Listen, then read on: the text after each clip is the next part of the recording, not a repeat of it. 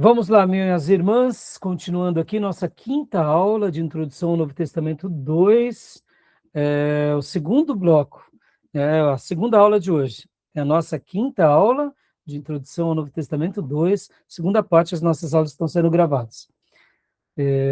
Falamos há pouco sobre Colossenses, e agora vamos entrar na carta, na epístola aos Efésios. Deixa eu aqui fazer um apanhado bem rápido. Aqui, muitos teólogos vão falar que foi o quartel-general de Paulo, tá bom? Quartel-general de Paulo. É admirável quando vemos que essa igreja realmente foi diferente. Essa igreja, ela agiu de uma forma muito diferente de muitas outras igrejas. Foi uma igreja que realmente deu muito orgulho ao apóstolo Paulo e aos demais líderes que sucederam, e realmente causou um impacto muito poderoso ali na Ásia Menor, e não só na Ásia Menor, mas também na Grécia. E é chamada de quartel-general pela postura delas. A postura, porque não era apenas uma única igreja, mas um conglomerado de igrejas que ficava em Éfeso. Então, a gente vai estudar ela agora, mas eu queria fazer aqui essa introdução, porque Paulo também, logo depois da sua partida, deixou o seu melhor líder cuidando dela, que era Timóteo. Depois de Timóteo, o apóstolo João ficou cuidando dela. O apóstolo João, depois ele é sentenciado pelo imperador romano, vai para a ilha de Pátimos, fica lá, depois ele regressa, ele volta, continua, e depois da partida de João, por volta ali do ano 100, os pais da igreja assumem essa igreja. Então, é uma igreja, sim, realmente que teve uma história brilhante em todo o papel do cristianismo, tanto da igreja primitiva quanto da patrística. Então, a igreja dos Efésios realmente ela teve momentos de altos e baixos, sim, mas ela, eu diria, teve momentos de muito mais altos do que baixos.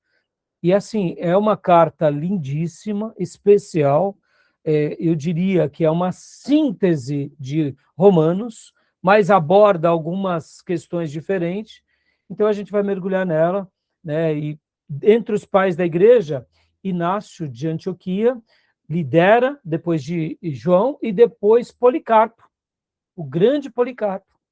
Ou seja, imagina, irmãos, uma igreja que teve uma história, né, de ser Paulo, líder, depois Timóteo, depois o apóstolo João, depois Inácio e depois Policarpo.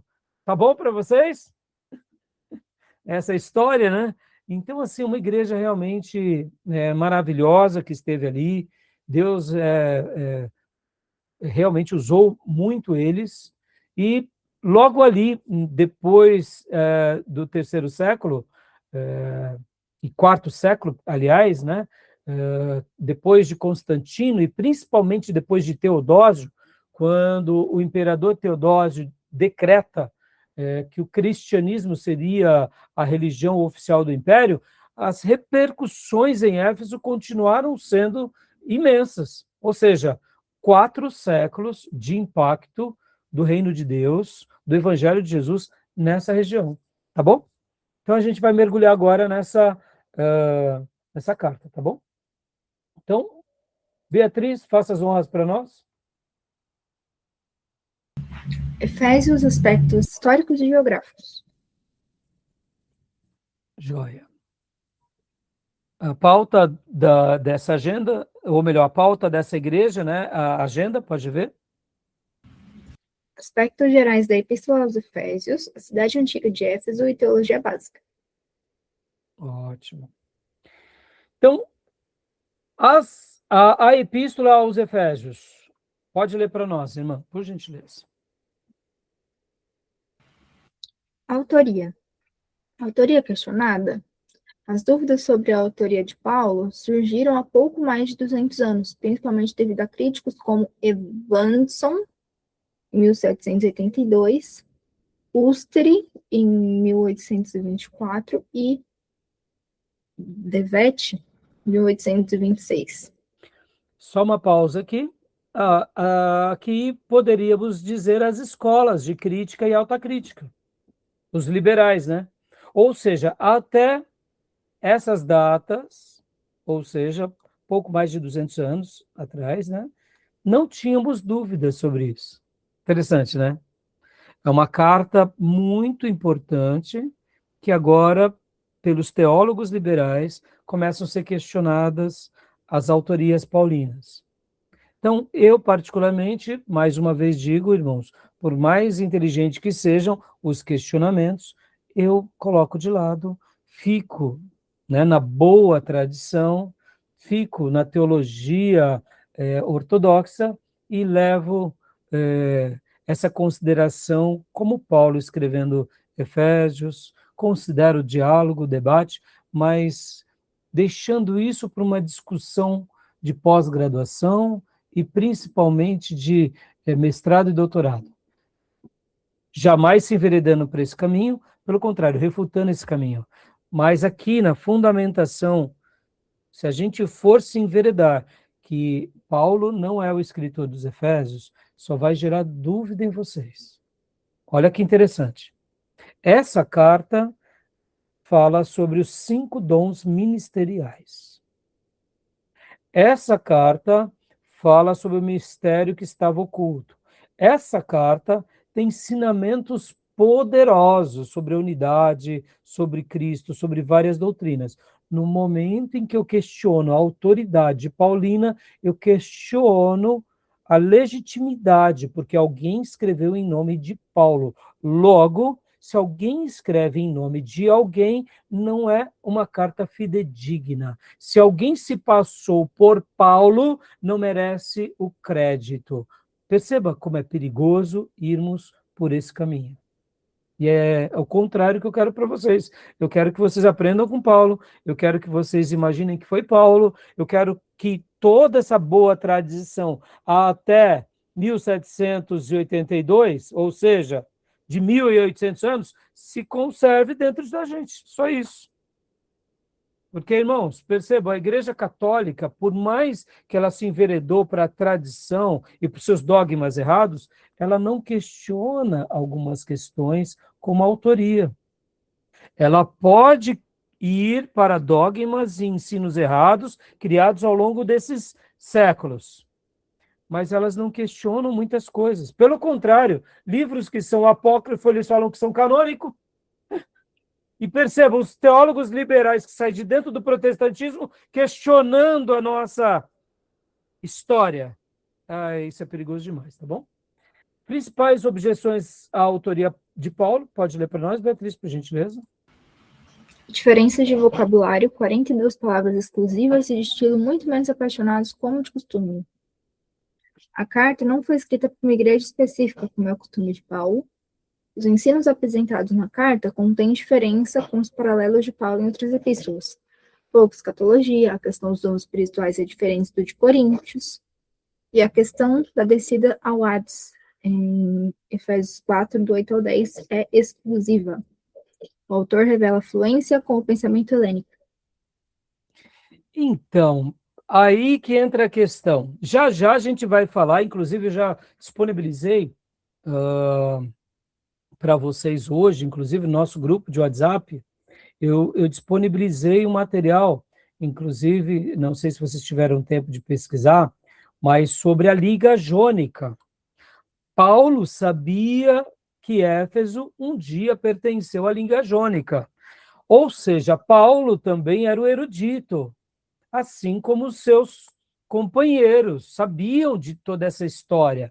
Então, perceba que dizer que Paulo usa de pensamentos helênicos é quase como dizer que então não foi Paulo, mas Paulo ele tinha conhecimento da cultura helênica e quando ele fala aos atenienses ele fala de algo que era de pensamento comum, ou seja, ele ia para o ponto de contato. Então Paulo quando ele revela uma fluência com o pensamento helênico, é porque, de fato, ele fazia esses pontos de contato. Não foi isso que ele fez em Atenas? Falando, olha, eu quero falar para vocês sobre esse altar, ao Deus desconhecido. O que ele estava fazendo? Paulo era um erudito. Ele pegava os pontos de contato para puxar ali uma informação para poder, então, ensinar. Então, percebam que quando essas objeções, né, 42 palavras exclusivas, não é um problema. Paulo era assim mesmo. Um estilo muito menos apaixonado como de costume. Ora, nem toda a carta foi tão apaixonada. A carta de Timóteo tem peculiaridades que nas outras não tem. Por exemplo, falar que teve pouca escatologia. Ora, o que escatologia que temos em Filemão? Perceba, são argumentos muito, né, fracos.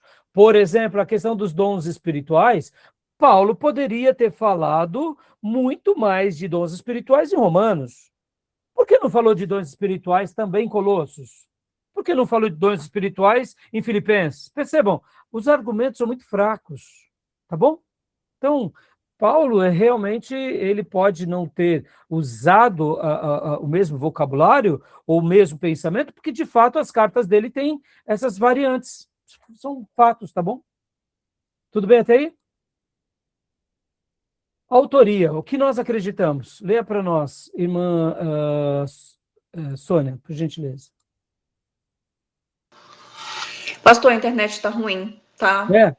Está cortando. Então, vou pedir para a Beatriz ler. Está cortando para você, Beatriz? Não? Não, tá ok. Para mim também não está. Então, irmã, a gente vai ler daqui, tá bom? Joia. Então, leia para nós, Beatriz, por gentileza. Vamos revezar eu e você na leitura.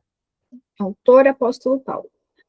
1. A escrita de uma carta circular sem uma igreja destinatária específica era uma oportunidade de escrever a várias igrejas numa ampla localidade geográfica, como Ásia Menor, Colossenses 4,16. Dá uma pausa. Então, não ter dado uma localização não significa que há um problema. Nenhum problema. Pelo contrário, é de propósito.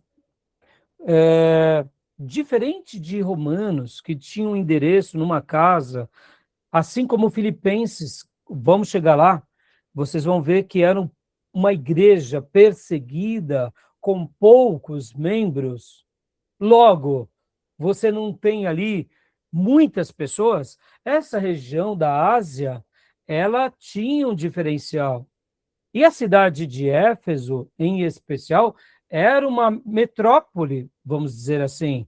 Era uma cidade muito grande. Hoje, na nossa região aqui do Alto Tietê, já é grande. São Paulo é muito grande. São Paulo é praticamente vários países no mundo, a população. Tem países pequeninos. Então, perceba, se dirigir a uma região, porque ali há várias igrejas, não tem nenhum problema. Pelo contrário, então, a gente entende que é uma carta circular para atingir vários grupos e várias casas, várias igrejas, tá bom? 2, pode ler para nós, Beatriz, por favor? A necessidade de abordagem de novos assuntos a um grupo amplo de destinatários certamente influenciou Paulo no uso de certas palavras. Aqui, olha aqui as réplicas que o professor Jair, inclusive, faz questão de reprisar o que eu tinha dito há pouco. Irmãos, a gente já vai ver, Éfeso, ela tinha uma característica, eu diria, um pouco mais acentuada, porque ali existia o templo de Artemis, o templo de Diana. Era uma cidade central com relação à religião, com relação ao comércio, com relação agora à cultura romana. Então, assim, era uma cidade muito grande, com vários grupos distintos. Então, Paulo precisava usar termos que fosse familiar para todos, e o Espírito Santo sabia de tudo isso e usou Paulo sabiamente nessa composição. Tá bom, meus irmãos? Então, tranquilo até aí? Pode continuar para nós, por favor, Beatriz. O estilo de Paulo é coerente com os objetivos da carta e a diversidade de leitores. 4. Todas as demais cartas de Paulo, cuja autoria não é questionada, apresentam ensinos e palavras exclusivas. 5. A similaridade com a carta aos Colossenses comprova a abordagem de temas semelhantes. E 6. O autor era, sem nenhuma dúvida, judeu. Como ele defende agora aqui em Efésios 2, 11 e 12. É claro que ele é um judeu, tá bom? Então, nós acreditamos que essa carta foi escrita por Paulo e ponto final. Tá bom, meus irmãos? Ou melhor, minhas irmãs. Data, local e destinatário. Data, provavelmente entre os anos 58 e 60 depois de Cristo, ou seja, a carta foi escrita no mesmo tempo que Colossos e Filemão, conforme Colossenses 4, 7 e 8, Efésios 6, 21, 22 e Filipenses, versículo 23 e 24. Local, muito provavelmente em Roma durante um período de 2 anos, onde Paulo ficou preso na primeira prisão de Paulo em Roma, conforme Atos 28, 30. E os destinatários? Aos santos que vivem em Éfeso. Essa será uma expressão, não é apenas paulina, tá? Pode ver que outras cartas é destinada aos santos de uma região. O que seria isso? Todos os crentes, tá bom, meus irmãos? Então, a data é essa, entre os anos 58 e 60. O local da escrita foi de Roma e os destinatários são todos os habitantes da cidade. Já já a gente vai fazer um passeio aqui no Google Earth e vai ser uma delícia, porque vocês vão ver que essa cidade era muito rica, muito poderosa, muito influente, tá bom? E os achados arqueológicos atestam tudo isso. Paulo, Diana e os mistérios. Paulo em Éfeso, Atos 19, terceira viagem missionária. A destruição dos livros de magia, Atos 19, 19. O tumulto causado por Demétrio, Atos 19, 23 a 40. Diana e a imagem que caiu de Júpiter, Atos 19, 35. Paulo usa o termo mistério 20 vezes, sendo 5 apenas na carta aos Efésios, como está lá em 1:9, 3 do 3 ao 5, 3:9, 5:32 e 6:19. O mistério de Cristo revelado a Paulo, Efésios 3, 1 a 7. Ou seja, percebam, irmãos, que aqui Paulo ele vai fazer um contrapeso. Ali, essa cidade, ela era uma cidade que adorava Diana, ou Artemis, a rainha dos Efésios. Então, Paulo agora vai pregar ali, pessoas se convertem, como está em Atos, vai haver um tumulto por causa dos artífices, porque eles viram que, olha só como a política e a religião caminham juntos. Eles viram que o negócio deles ia ser afetado por causa dessa nova religião. Logo, eles apelam, fazem um tumulto para chamar ali a atenção de quem? A atenção dos magistrados. Logo, Paulo também sai da cidade. Paulo tem várias passagens em que ele volta aos Efésios, mas percebam que a conversão foi tão grande que os livros de magia foram destruídos. Aqui, meus irmãos, é muito lindo quando a gente vê atitudes de uma verdadeira conversão. Por que eu estou falando isso, irmãos? Quando nós pegamos essa citação, eu sei que eu não estou querendo aqui abrir margem para que a gente comece a destruir, né, as outras religiões, não é isso.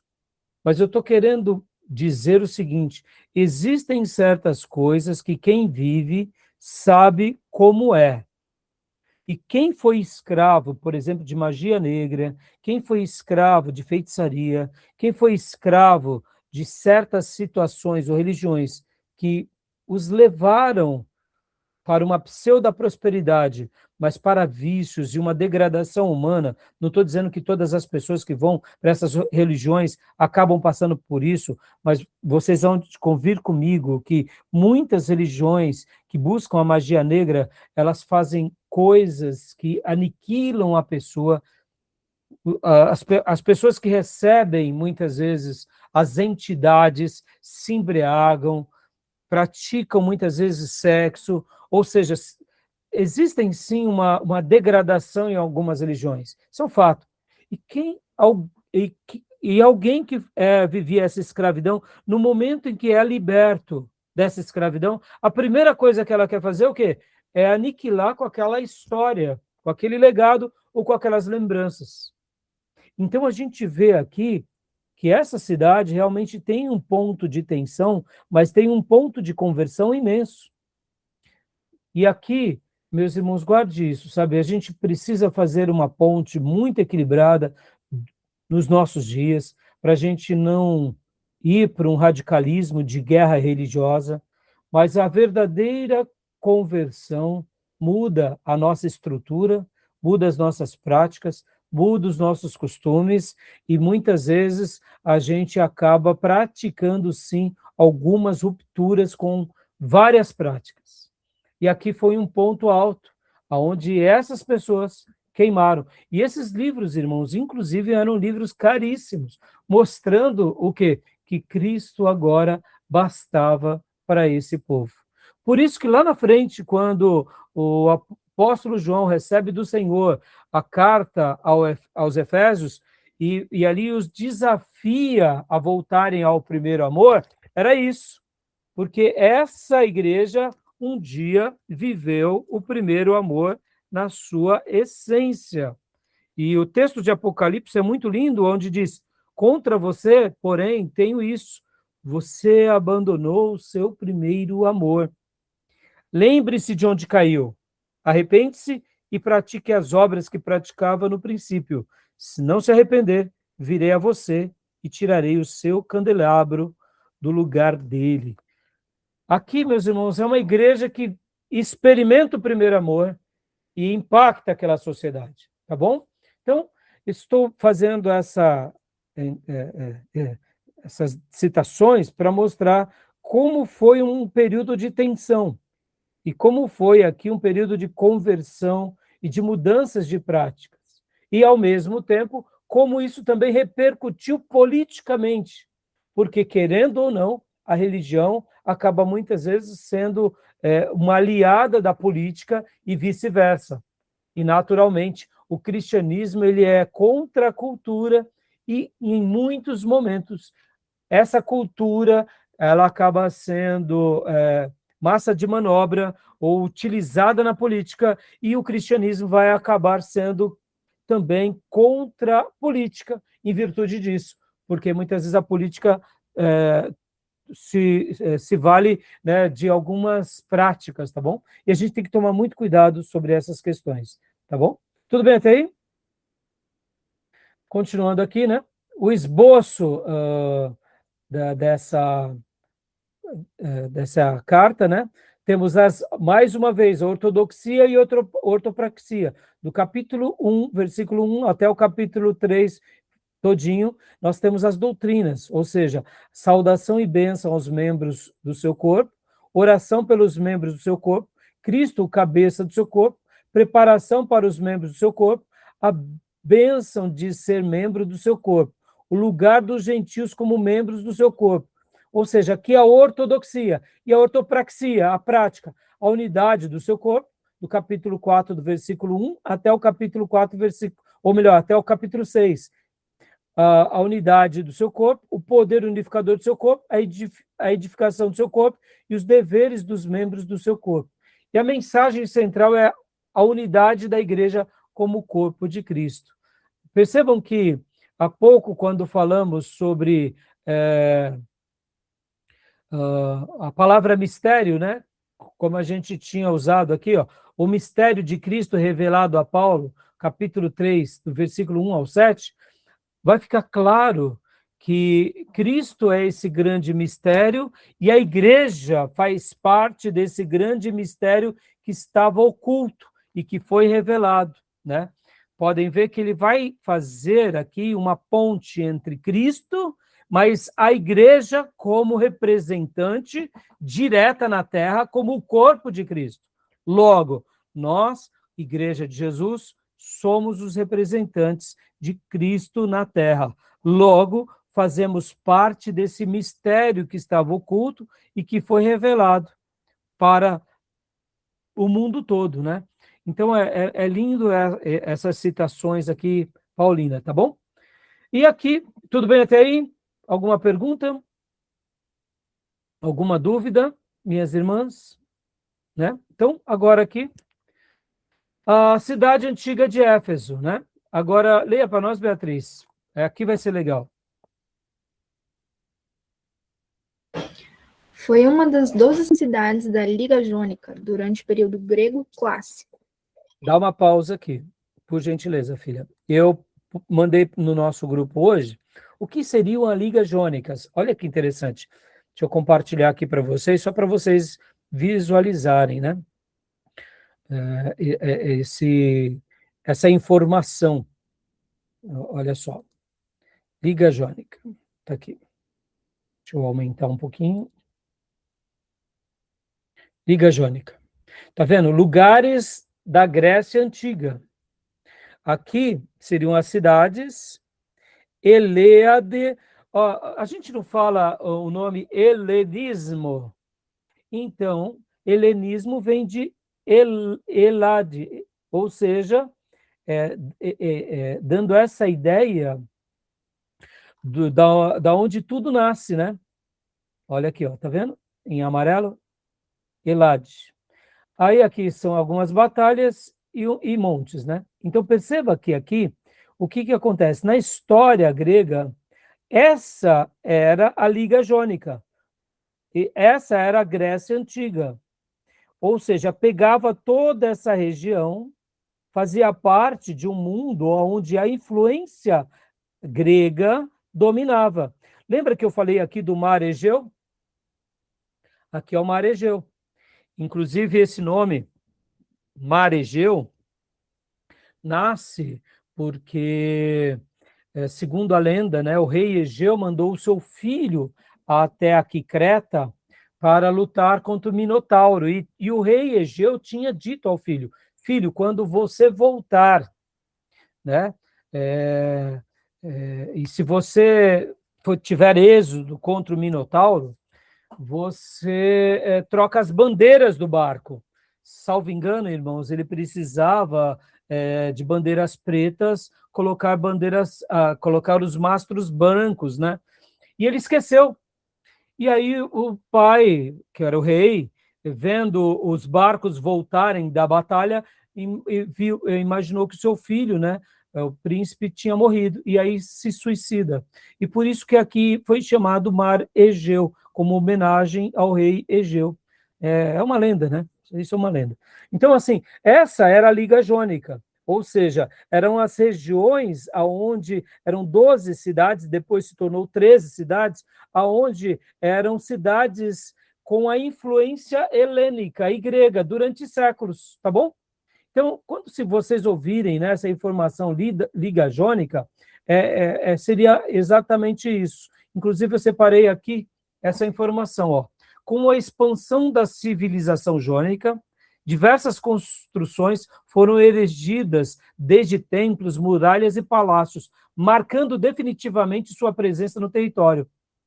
Como o passar do tempo e a fundação de diversas cidades, eles formaram a Liga Jônica, a qual era composta de 12 cidades: Éfeso, Samos, Trieme, Colófon, Clazomenas, Quios, Mileto, Teos, Mionto, Lebedos, Foceia e Iritras. Desculpem aqui as pronúncias. Com a chegada dos dórios no Peloponesco, no final do período pré-homérico, a gente já aprendeu um pouco sobre isso, lembra? Período homérico, pré-homérico, né? Os jônicos migraram para a região da Ásia Menor, habitando parte do local. Então, a Liga Jônica, aqui, mais uma vez, eu peguei isso, inclusive, da Wikipédia, né? A Liga Jônica, e aqui tem os nomes em grego, também chamada de Liga Panômica, foi uma confederação formada no final da Guerra Melíaca, em meados do século VII a.C., composta por 12 cidades-estados gregas ou jônicas, uma Dodecápolis, das quais existiam muitas outras, e, eventualmente, 13 cidades-estados com a admissão de Esmirna. A primeira união da cidade-estado na região foi a Liga Lônica. A Liga sobreviveu durante os períodos helenísticos e romano até o século III a.C. Agora, olha só, fica claro a explicação do porquê Paulo usa termos gregos. Ou seja, ele estava escrevendo para essa região, ele tinha conhecimento de causa. Tá bom? Tudo bem? Dei essa informação porque, irmãos, como é gostoso estudar, não? A gente vê as construções, né, em toda a abordagem paulina, ou quando não, a gente entende o motivo pelo qual ele usou. Então, ficou claro aqui as 12 cidades e o que era a Liga Jônica, tá bom? Então, falar de Liga Jônica é essa união, né, das cidades gregas ou helênicas, tá bom? Pode ler para nós, irmã Beatriz, por gentileza?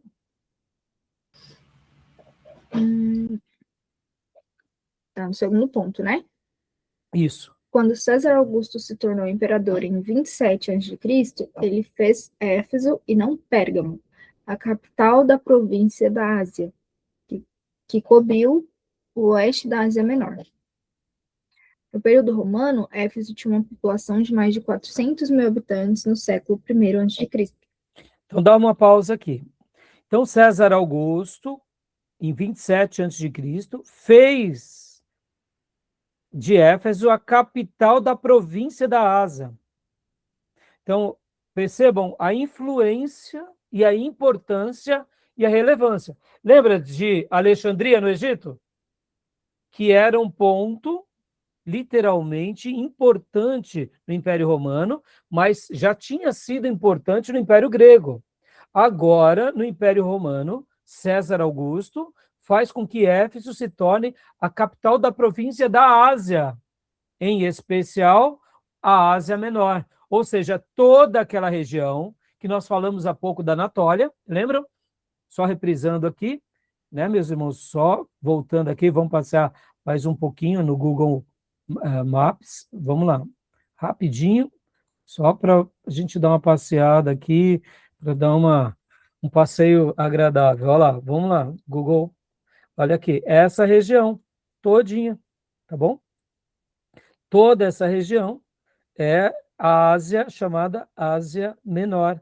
Então, quem fica aqui como a principal província do Império? Éfeso, tá bom?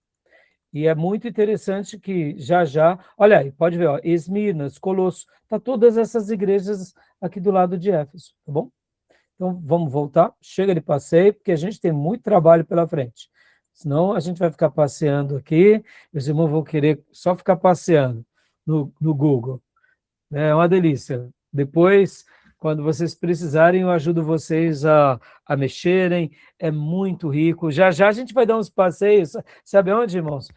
Já a gente vai ver alguns pontos históricos de Éfeso, é maravilhoso, tá bom? Então, continuando aqui, olha, 400 mil habitantes no primeiro século antes de Cristo, ou seja, era uma população muito grande, tá bom? Pode ler para nós, Beatriz, por gentileza, os últimos 2 pontos. A cidade e o templo foram destruídos pelos godos em 263 d.C. Isso marcou o declínio do esplendor da cidade. O imperador Constantino I reconstruiu grande parte da cidade e ergueu um novo banho público. Então, os godos, que eram também chamados de bárbaros, destroem essa cidade, mas o imperador Constantino, ele vai lá e reconstrói parte da cidade, inclusive um novo banho público. os romanos, como os gregos, gostavam muito disso. Agora, como é Império Romano, eles faziam questão de fazer essas edificações, porque, irmãos, sempre foi assim, viu? O imperador ele vai tentar criar algo que é bom para a população, porque essa população apoia o imperador, logo, um povo feliz, faz mais expansões, pode governar melhor. Então, é a geopolítica em cada momento, em cada cultura, tá bom? Tudo bem até aí? Agora, olha só que legal. Leia para nós, Beatriz, por gentileza.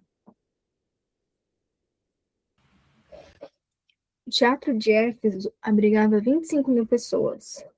O drama era a principal atração inicialmente, mas depois esse teatro foi palco de lutas entre gladiadores. Agora dá uma pausa aqui. 25.000 pessoas num teatro. Meus irmãos, a gente pensa assim, né? Nós estamos vivendo um momento de tecnologia, de IA, nós somos melhores porque temos um smartphone. Meus irmãos, o ser humano sempre foi muito competente. Lembra que eu já disse nas aulas passadas que impérios, reinos, quanto mais próspero eles são, mais eles desenvolvem na arte, quanto mais eles desenvolvem na arte, mais prósperos se tornam, mais eles vão expandindo o seu conhecimento, e uma coisa está atrelada à outra. Olha só, um teatro com 25.000 pessoas. Agora, esse passeio eu reservei para vocês. Vamos lá, agora vamos voltar a passear mais um pouquinho, só um pouquinho, tá? Só um pouquinho, que senão a gente vai querer ficar passeando aqui. E olha só, olha que delícia. Agora eu vou mostrar para vocês isso daqui. Quando nós pensamos, né, sobre esse teatro, deixa eu ensinar aqui para vocês. Quando você abre o Google Earth, você vem aqui, por exemplo, coloca o nome da cidade que você quer. Então, no caso aqui, vamos Teatro de Éfeso. Olha lá. E a gente é direcionado para o Teatro de Éfeso. Olha que coisa linda.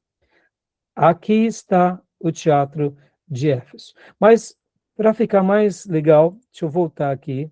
Eu vou mostrar as fotos do professor Jair, que ele tinha colocado aqui no slide. A gente já volta para o slide, a gente já volta para o Google Earth. Mas só mostrando aqui rapidamente para vocês, olha só. Serão 25.000, a gente volta para as informações do slide com mais detalhes já. Mas eu só vou mostrar um pouco a cidade, tá bom? Aqui, cidade antiga de Éfeso. Opa, desculpa. Pastor, esse local do teatro é arqueológico hoje em dia ou não? Como? Esse teatro agora na Turquia, ele é arqueológico ou não? Exato, eu vou chegar lá. Ó, o Templo de Diana, aqui é uma maquete mostrando como que seria, né? A gente já vai ver algumas informações. O Templo de Diana foi destruído várias vezes e foi reconstruído. Então a gente já vai chegar nele, tá? Mas agora eu quero, aqui é uma foto de Diana, a rainha dos Efésios, ou Artemis. Aqui é o lugar em que o professor Jair tinha mostrado, né, onde fica a antiga cidade de Éfeso. Aqui são alguns achados arqueológicos, que já a gente vai ler, a Biblioteca de Celso, o Portão de Augusto. Isso tudo está lá hoje, meus irmãos. Olha só, o Odeão e aqui o teatro. Olha essa foto, Beatriz. Está vendo aqui uma pessoa? Imagina você encenar ou fazer uma peça para 25.000 pessoas e você literalmente falar sem microfonia, a última pessoa da última fileira ouvir as encenações ou as canções ou as obras. O que vocês acham disso, meus irmãos? Genial ou não?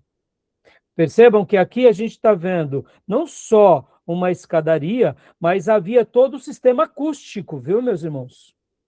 Porque não pensem vocês que os gregos não pensaram sobre isso, porque como que se falava para 1.000 pessoas, para 5.000 pessoas, como fazia, por exemplo, George Whitefield e Wesley e Spurgeon? Como que eles falavam para 5.000 pessoas? Eles precisavam saber da acústica do lugar. E esses lugares aqui, os romanos e os gregos, eles tinham uma tecnologia, a engenharia deles, eles procuravam o melhor lugar, geralmente eles criavam um ambiente onde eles faziam com que também, aonde ficasse, por exemplo, no caso, púlpito, ou pelo menos a área central, a voz deles geralmente era lançada juntamente com o vento. O vento geralmente corria sentido público, porque uma coisa é você falar contra o vento e falar favorável ao vento. A voz ecoa mais. Isso é uma questão, né, da física mesmo. Então, olha que coisa linda, né? O Templo de Adriano, a Estrada Romana em Éfeso, a tumba do apóstolo João. Olha só, quantas coisas arqueológicas, tá bom? Mas vamos lá, vamos voltar aqui agora para o Google Earth, a gente vai fazer um passeio, vamos lá, vamos passear um pouquinho. Hoje a nossa aula está com uma pitadinha de geografia bíblica. Quem ainda não fez geografia bíblica vai ficar com vontade de conhecer o nosso módulo. Mas vamos lá, olha só que legal. Quando a gente pega aqui, agora, olha, eu estou pegando isso em tempo real, tá, irmãos? E a gente vai para cá, deixa eu ensinar vocês. Opa, aqui, olha, não sei se vocês estão vendo a proximidade. Eu estou aproximando e quando nós chegamos mais perto, estão vendo que aqui é uma colina, irmãos, é uma montanha? Estão vendo? E agora a gente vai descer lá embaixo. Olha só que coisa linda. Vamos passear em tempo real. Olha, esse é o espaço. Que coisa linda, né, meus irmãos? Fantástico ou não? Aqui é o templo, o teatro, aliás, que num primeiro momento era falado para 25 mil pessoas, e depois aqui os gladiadores faziam os seus embates, os seus duelos, né? E aqui a gente poderia passear um pouco mais, mas como eu mostrei para vocês, viram que aqui é uma montanha, né? Pode ver, ó. Olha, lembra que eu falei? Eles colocavam, até nisso, eles faziam com muita propriedade, para quê? Para que a acústica chegasse, né? Essa ferramenta do Google Earth é maravilhosa, meus irmãos. Aqui embaixo tem metros, tá? Quando você vai passando o mouse por cima, por exemplo, irmãos, ó, você vai chegando aqui, você vai vendo a altitude. Então, você consegue ter uma visão panorâmica muito boa dessa região, tá bom? Então, são várias tomadas, várias fotos. Dá para a gente fazer aqui um passeio maravilhoso sobre a arqueologia, né? Tudo isso daqui, hoje, quando você vai para essa região, Beatriz e Irmã Sônia, né, é o que os turistas aprendem, tá bom? E a gente mostrou essas fotos há pouco, só para enriquecer um pouco a nossa aula, tá bom? Na aula de geografia a gente fez muito isso, né, Beatriz? Uma delícia, tá bom? Então, não vai dar tempo a gente ficar passeando, né? Vamos trabalhar. Chega de passeio, vamos voltar para o trabalho. Ai, ai. Mas é lindo demais, né, irmãos? Então, vamos voltar aqui para o assunto. Na realidade, vamos voltar aqui para o assunto.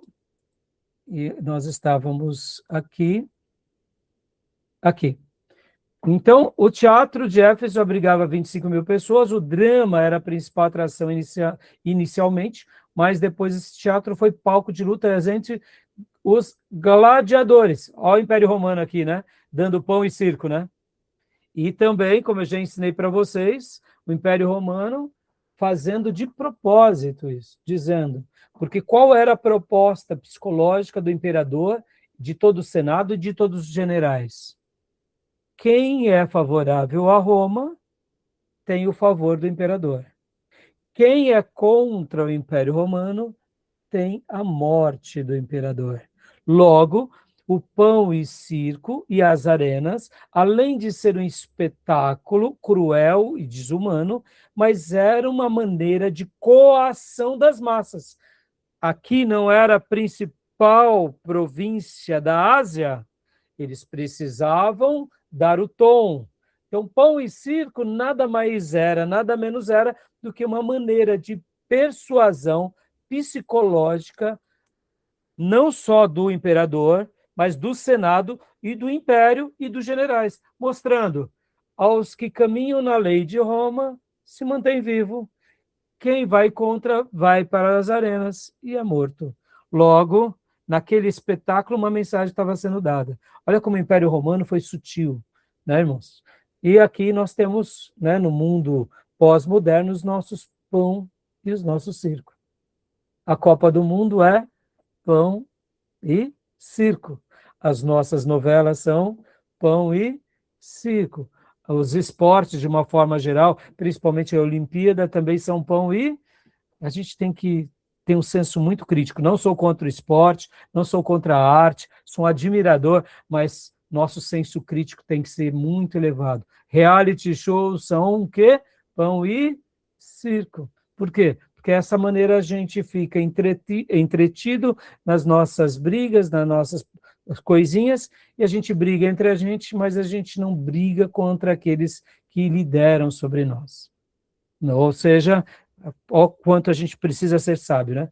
Então, leia para nós aqui, Beatriz, e aí a gente vai parar logo depois desse slide, e a gente vai para o último bloco, curtinho, para a gente finalizar hoje. Então, continua aqui para a gente, irmã.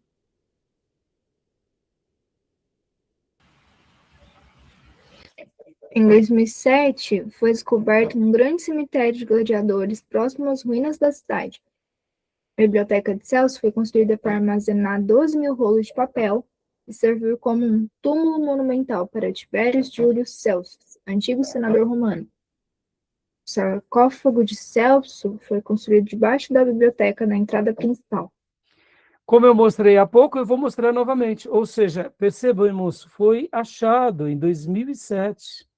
Olha que coisa interessante, né? Ou seja, recentemente. Percebam que, irmãos, a gente está descobrindo tantas coisas, né? Isso só mostra, né, o quanto essas cidades foram ricas, foram poderosas, tá bom? Então, vamos dar pausa agora e vamos para o último bloco curtinho. Vou tentar terminar aqui os Efésios e a gente, infelizmente, não conseguimos dar Filipenses, né? Tivemos um momento no intervalo de esclarecimento, um pouco mais de dúvidas teológicas, ministeriais, e assim gastamos um tempo um pouco maior hoje no intervalo, que foi muito útil, mas eu achei por bem de não gravar.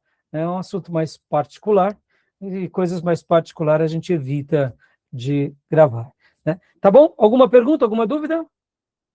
Não? Então, vou fechar aqui e vamos para o último bloco, tá bom?